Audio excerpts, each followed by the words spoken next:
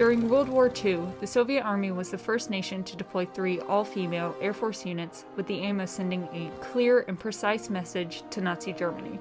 Yet, the societal norm which had been audibly communicated before and during World War II was that women were barred from combat in almost all countries for fear of changes in social constructs as well as the opinions from the public. The Night Witches were one of such units, and dropped bombs upon the Nazi forces to prevent them from resting during the night. As a result of this relentless bombing, the morale of the Germans was significantly damaged. These women were able to soundlessly communicate to the world that they were a force to be reckoned with, even when compared to their male counterparts. The roles of women in combat, not only in Russia but across the globe, have been affected by the Night Witches through the ways in which they demonstrated the empowerment of women through their actions and achievements. Without the Night Witches' dedication to the overnight bombing runs and the increase of gender equality in the Soviet Union, the Red Army may have fallen to Hitler's invasion known as Operation Barbarossa.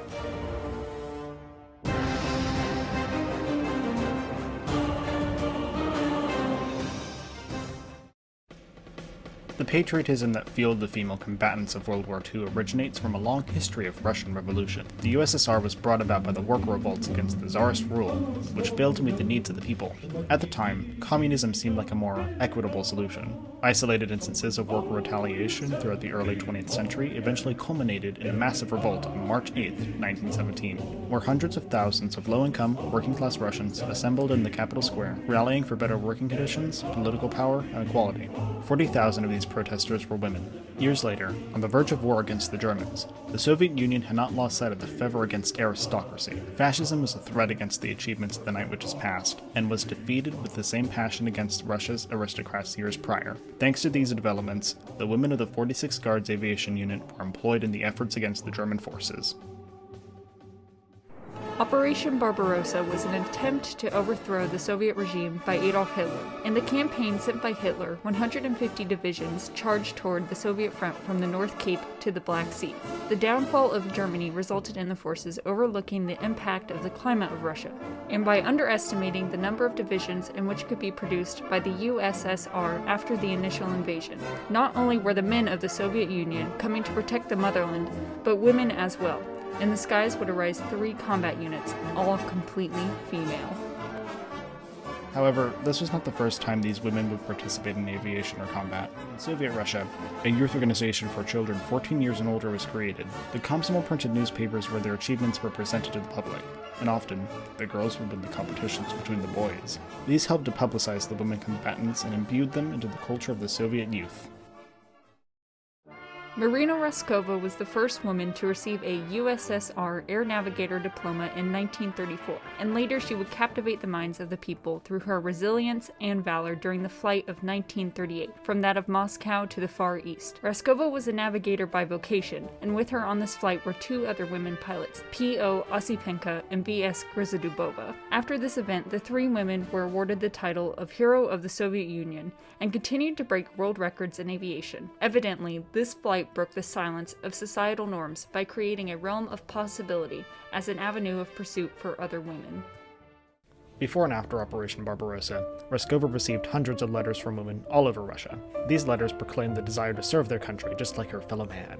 While women in the Soviet Union were not barred from combat, they were often persuaded into factory jobs or other supporting roles. Raskova was a part of the People's Defense Committee, and through this personal connection with Joseph Stalin, she gained endorsement for creating the 122nd Composite Air Group in 1941. Out of the 3 units, Raskova would command the 587th, which would later be designated as the 125th Guards. Marina Raskova would later die on January 4th, 1943, after making a forced landing onto the Volga Bank while leading 2 PE-2s to a safe airfield.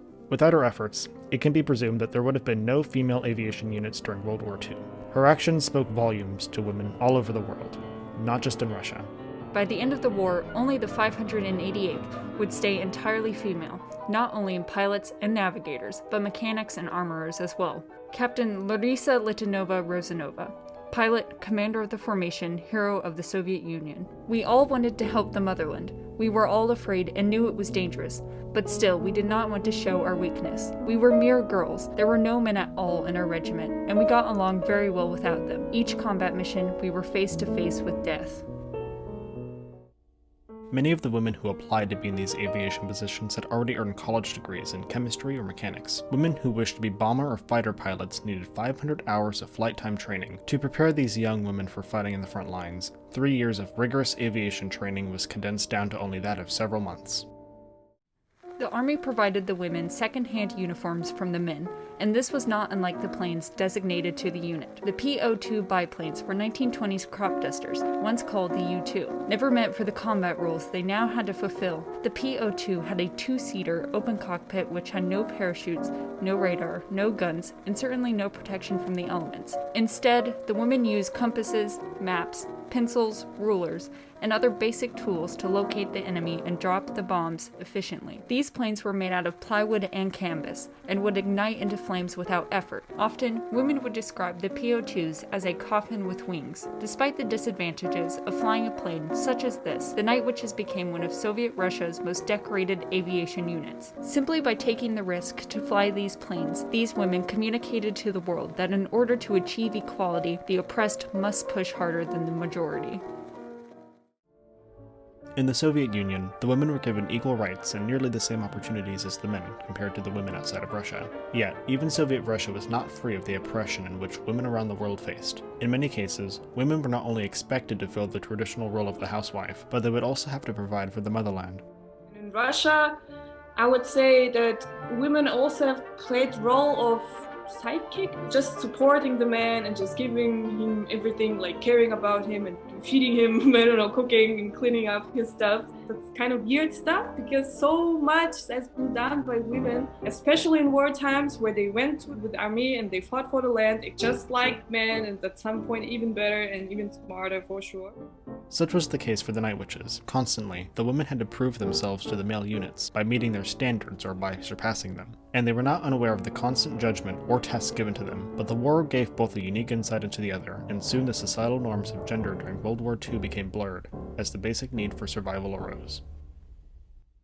Major Valentin Markov became the commander of the 125th Guards after Marina Raskova. He is quoted as warning the women, "There will be no sort of allowances made because you are women, so don't expect them." But later, relations improved between him and the regiment. He said, "During the war there was no difference between this regiment and any male regiments. If I compare my experience of commanding male and female regiments, to some extent at the end of the war, it was easier for me to command this female regiment. They had the strong spirit of a collective unit." For quite a long time, they did not consider this division seriously. Oh, this is a Suzy division or something like that. But then when they've seen that they are fighting sometimes more successfully than their male counterparts, they start respecting them. The Night Witches ran missions constantly throughout the night. The planes would take off at scheduled times during their practices and later missions. Thus, the pilots had the knowledge of who was in which aircraft. Major Irina Rakobolskaya, navigator, chief of the commanding staff, deputy commander of the regiment. We were so near the front lines that each aircraft over its target was visible from the airfield. I could look at the map and calculate who it was burning in the air. It was the most grievous torture I endured in the army during the war, to calculate who was dying. War is dirty and nasty, and when she has seen how her friends just shot near the airport and they're just flying down, all in flames, this is not something you can forget. Meanwhile, a coven of witches cut their deafening engines and would glide above German lines, dispelling the bombs attached to the lower wings. On their bombing raids, one plane would attract the attention of the searchlights. The P-02 could carry 2 to 6 bombs depending on the overall weight, as the women were provided 25, 32, and 100 kilogram bombs. The sound the P-02s made whilst gliding earned the unit the moniker Nachthexen, or Night Witches. Later, the Germans would speculate possible reasons for the women's success, including theories of biological tampering or criminality in the Soviet Union. In total, these heroines flew about 30,000 missions during the Great Patriotic War. The average mission count per woman, pilot, as well as navigator, was 800. Each night, the women could execute as many as 18 missions or as low as 5, depending on the season. 23,000 tons of bombs would be released upon the Nazi targets. 30 women would die in the line of duty, and 24 of the women would go on to earn the title Hero of the Soviet Union.